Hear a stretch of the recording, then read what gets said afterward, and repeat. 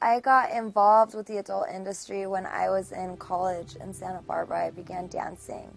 And from that point forward, a couple producers came in and they said that I was beautiful and that I would be great in romance movies. So I went to LA the next day and I shot my very first scene. And I felt so loved that day because I was put in hair and makeup, I was told I was beautiful, I was going to be a star.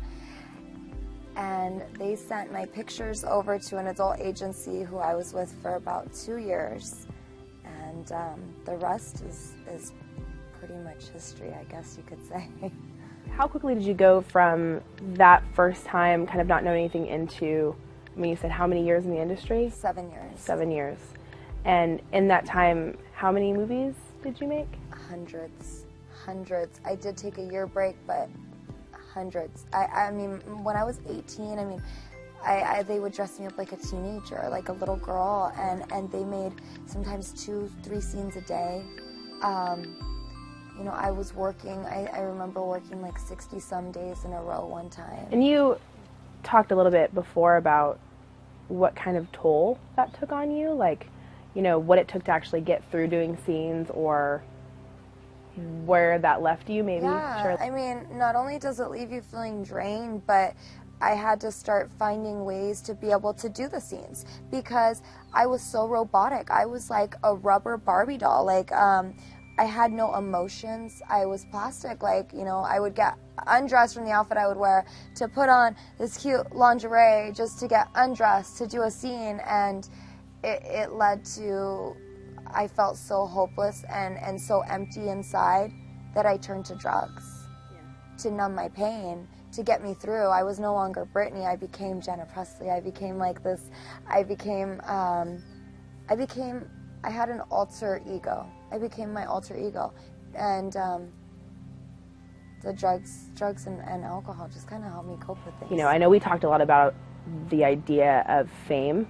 Yeah. Like wanting to be known, or, you know, that it was even more powerful than drugs. I mean, my whole life I wanted to be an actress. I always wanted to be a model. And they're going to put me on camera. Like, yeah, I'll do it. And I always felt like I had to say yes to everything because I felt like that's what was going to give me that credibility as a star. What's that like? What would you say to those girls that you know who are in the industry and where they're at? You know, what do you say to that girl that wants to be famous and thinks that porn is the way to do it? Wanting to be famous my whole life, I guess, just was resorted into wanting to be loved. And I guess I would just tell them that sharing that side of yourself and becoming so empty and feeling so helpless, like nobody, like there's just no hope. You dig such a hole where you're just in this pit of self-pity. It's not worth it. The feeling of not caring if you live or die, the feeling of, you know what, nobody loves me except for these fans who I'm actually really kind of like disgusted by because they see me in my most personal moments. It's not worth it. It's not worth it. I would give it all back. I mean, I'm glad that I am where I am today, but it wasn't worth it. All those like lonely nights by myself, like cutting on my wrist and just feeling like, what's gonna happen tomorrow? And I don't really care if tomorrow comes anyways. Wanting to die, trying to kill myself, spending all my paycheck on drugs, feeling like, oh, well, I made so much money. I just made $1,500. It's all going to drugs. Woo! Like, where's the accomplishment? Yeah. It's not worth it. And I believe that as women, we are worth it. And we are worth love. And we are worth real love. And you're not going to get that love in the industry. I just want every woman, everybody in the world, but every woman in this industry to feel what real love feels like.